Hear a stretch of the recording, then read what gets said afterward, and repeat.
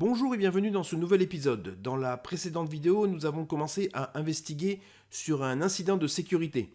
Après avoir étudié et compris la cartographie des événements, nous pouvons passer maintenant à la phase action. En un clic de souris, nous pouvons déjà isoler cette machine du réseau. Tout le trafic entrant et sortant sera bloqué, empêchant toute propagation. Le temps peut être pour vous de faire quelques vérifications localement.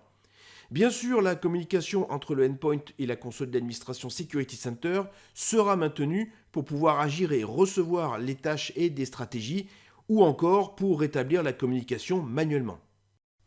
Ensuite, dans la fenêtre contextuelle de la carte, vous pouvez créer une règle de prévention d'exécution, toujours en un seul clic.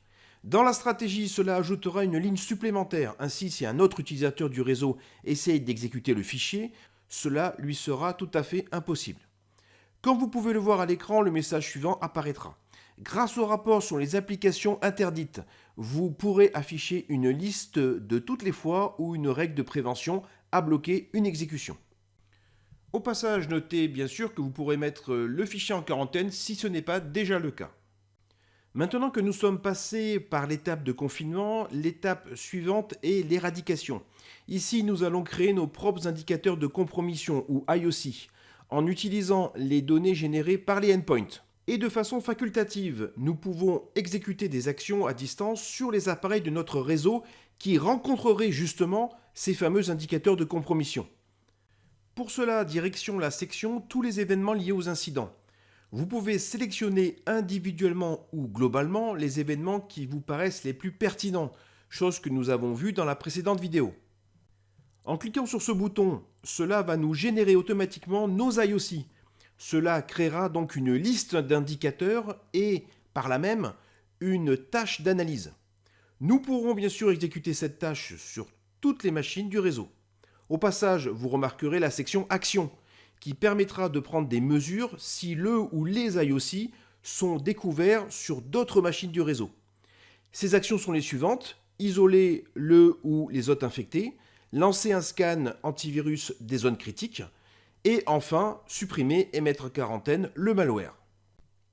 Concrètement, comment cela se traduit? Dans la section tâches de mon groupe d'administration, je vais trouver une tâche dont l'intitulé commence par IOC.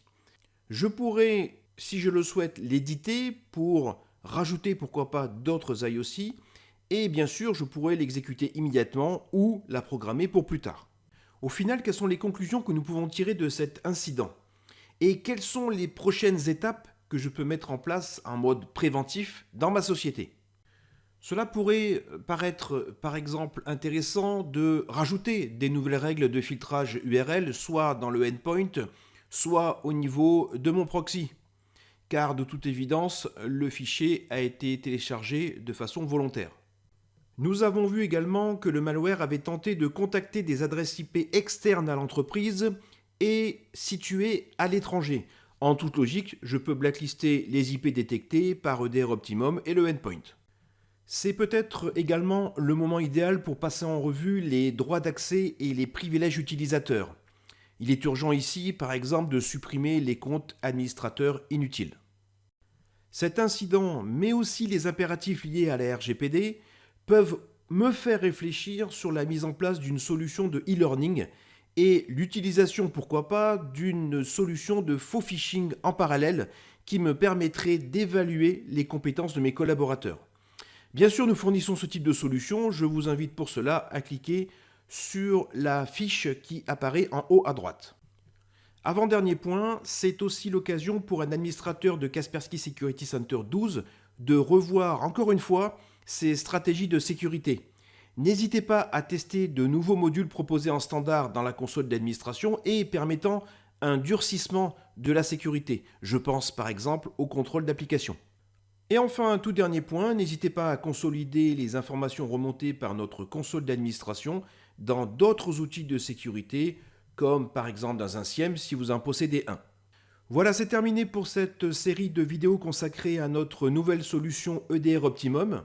Comme d'habitude, n'hésitez pas à partager et à vous abonner à la chaîne, mais également à poser vos questions dans les commentaires. À bientôt!